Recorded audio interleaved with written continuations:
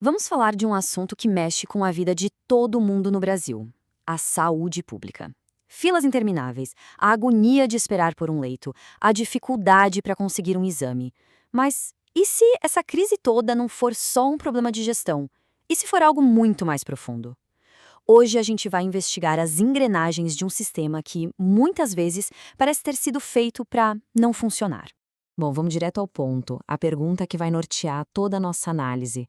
Esse caos que a gente vê na saúde pública é só resultado de incompetência, de má gestão, de falta de sorte? Ou será que existe uma lógica, uma intenção por trás de tanta ineficiência? Para a gente começar a desenrolar esse novelo, primeiro a gente precisa entender o grande paradoxo que define o nosso sistema de saúde. E olha, isso aqui ilustra perfeitamente essa contradição. De um lado, a gente tem o SUS, o Sistema Único de Saúde, que no papel, nossa, é uma maravilha. Um modelo de acesso universal que é exemplo para o mundo. Só que aí a gente olha para o outro lado e o que a gente vê? A realidade de quem precisa usar, né? Um sistema que simplesmente não dá conta de entregar o que promete. E aqui a gente começa a tocar na raiz do problema. A gente paga imposto, e não é pouco, né? Mas na hora de ver esse dinheiro virar saúde de verdade, o investimento por pessoa é muito, mas muito baixo se comparado com outros países. A questão é que o dinheiro que deveria fortalecer o sistema parece que se perde no meio do caminho, sabe? Como se sumisse num grande buraco negro. Então vamos avançar um pouco e explorar a ideia mais provocadora. E se essa falha toda não for um mero acidente de percurso? E se for, na verdade, um projeto? Pois é, essa afirmação é forte e ela não vem do nada. Vem de pesquisadores, de cientistas políticos que estudam o Brasil a fundo. A ideia central é que a crise não apenas acontece por acaso, ela é mantida, ela é alimentada porque ela serve a certos interesses. E a lógica por trás disso é, infelizmente, bem simples de entender. Pensa bem, quando o serviço público falha direto, o que acontece com quem pode pagar? A pessoa é empurrada, quase que forçada, a procurar o setor privado. Isso cria um mercado gigantesco e muito lucrativo que se beneficia diretamente da ineficiência do Estado. Para a gente entender como essa crise se alimenta e continua, vamos imaginar uma máquina bem complexa. Uma máquina do caos, sabe? Com várias engrenagens que rodam perfeitamente juntas para garantir que, no fim das contas, nada mude. E essas aqui são as 3 engrenagens principais dessa máquina. A primeira, que é a base de tudo, é a falta de saneamento básico.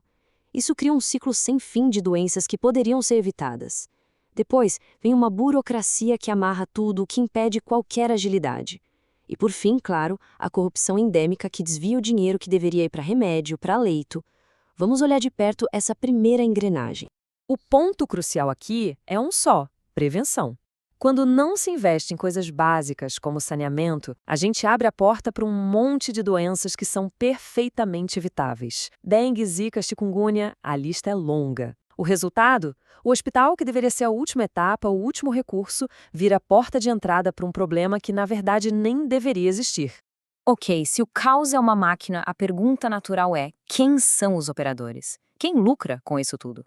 Para responder, a gente precisa seguir o rastro do poder e, principalmente, do dinheiro. Essa tabela aqui resume a ópera de um jeito assustador. A ineficiência gera dependência. Um exame, uma vaga no hospital, coisas que são direito se transformam em favores de algum político. E favor, claro, gera voto. Contratos emergenciais feitos às pressas e sem licitação para resolver a crise abrem uma avenida para a corrupção. Ou seja, o caos é rentável, tanto politicamente quanto financeiramente, para um grupo específico. Os especialistas dão um nome para isso: patologia política. É quando a doença do sistema não é só administrativa, mas é uma doença da própria política, que se alimenta dessa crise para se manter viva, para se manter no poder. Certo, o cenário é bem complicado. Mas e aí, como é que se desmonta essa máquina? Existem caminhos, sim, mas eles exigem muito mais do que um remendo aqui e ali. Exigem mudanças estruturais de verdade. E esse é um ponto que precisa ficar muito, mas muito claro. Simplesmente injetar mais dinheiro num sistema que foi desenhado para ser ineficiente é o mesmo que tentar encher um balde todo furado. O dinheiro vai continuar vazando pelos ralos da corrupção e da má gestão. Não adianta. As soluções de verdade passam por inverter completamente a lógica. Primeiro, Investir pesado na base, lá no saneamento, na saúde da família, para evitar que a doença chegue. Segundo, usar a tecnologia a nosso favor, digitalizar tudo, criar transparência total com prontuários eletrônicos para dificultar desvios. E, por fim, criar mecanismos para blindar o dinheiro da saúde, para garantir que ele não seja usado para mais nada. No fim das contas, talvez a mudança mais profunda de todas seja cultural. A quebra desse ciclo de dependência só acontece de verdade no dia em que a população deixar de ser grata por um favor e passar a exigir, com força, o serviço de qualidade pelo qual ela já paga e paga caro através dos impostos. E a gente termina exatamente com a pergunta do início, só que agora com muito mais elementos para a gente pensar.